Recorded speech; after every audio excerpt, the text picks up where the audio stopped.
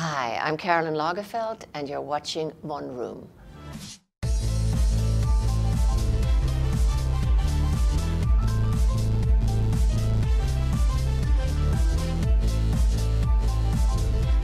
I'm an immigrant here. I got in before Trump stopped me.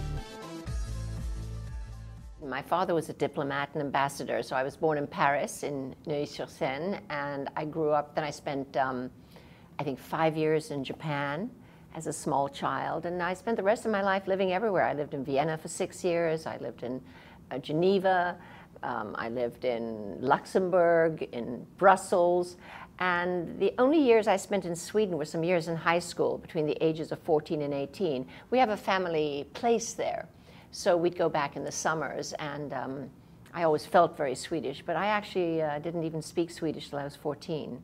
It's strange, when I'm in America, I can feel very, very European. And when I go to Sweden or England, my mother was English, when I go to Sweden or England, I feel intensely American.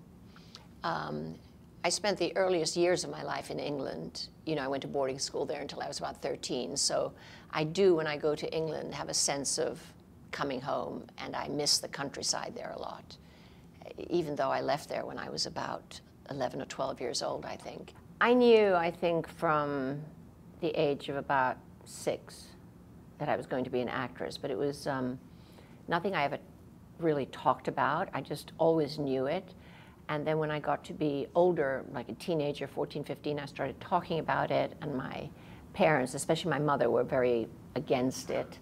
You know, they didn't think it was a secure profession, and they thought it was a strange thing for me to do, and where did I get this idea, and I never acted.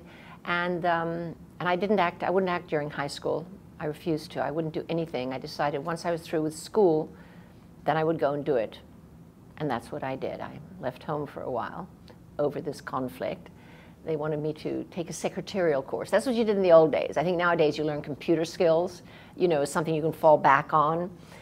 In those days, you took a secretarial course, and I refused to.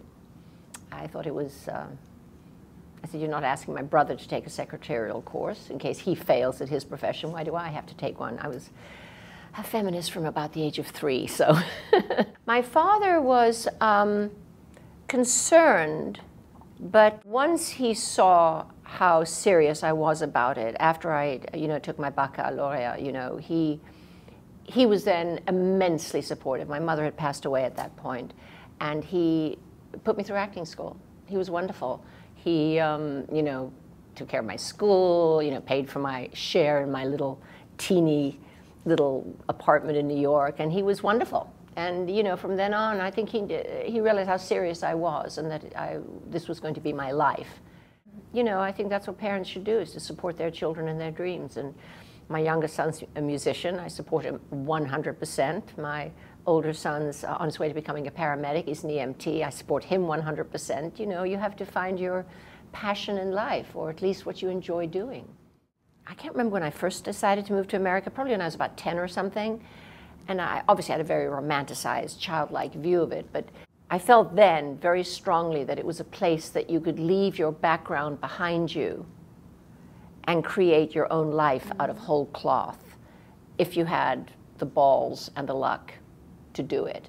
And I felt very confined in Sweden as sort of the daughter of my father, and a small country, and why do you think you can become an actress? And in America, I just landed at JFK, I'll never forget it, and I felt instantly at home. And then I did sort of the regular jobs that people do, extra work on movies, dinner theater, which that hardly exists anymore down south, where you work as a waitress and you serve the people the meals, and then you run off and you get into your costume, and then you come out and do a play, and then if they like your performance, they leave tips on the table for you. So after the performance, when the patrons had left, we ran around scraping up the tips from our tables. It was, I think we were paid $50 a week. Did that in North Carolina and Mississippi. Did soap operas. But yeah, I was lucky enough to start on Broadway pretty young. I would say one of the most challenging roles that I really enjoyed enormously was playing Queen Elizabeth in Schiller's Mary Stuart. I did it twice. I did it at ACT in San Francisco, and I did it in Boston. Absolutely wonderful productions. And, you know, Schiller is not something you just put on a Schiller dress and you go out and you do Schiller, you know. But it was wonderful. I think the play is extraordinary. It was a great translation. I did a play called Guantanamo, Honor Bound to Defend Freedom, which was a play that came out of London. And it's what they call witness theater, where nothing is written by the writer. It's all taken from live transcripts, from court cases, from the prisoners themselves. And it was an extraordinary production in New York. And Guantanamo, nobody had even heard about it. Nobody really knew about it. And I would say that the play completely sort of radicalized me, opened my eyes, and suddenly I was like, oh my God, here in America we have our very own concentration camp. And I was invited at the 10th anniversary, which we hoped would be the last of Guantanamo. I was invited to speak in front of the White House. There was a big, big demonstration, and I was by Amnesty International, and I was absolutely incredibly moved and touched. And I didn't know why they asked me, but I thought, you know, I could appeal to the young people. And I just think, well, if I can cast some light on it, you know, donate to the right causes, support the right organizations, bring a different voice into the news coverage in America, which is very corporate, very oligarchical, very one-sided.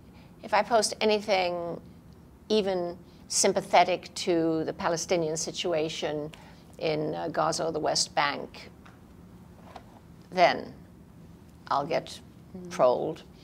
And but Guantanamo, yes, occasionally I'll get, you know, soldiers or veterans or very conservative people, but mostly, you know, not so much.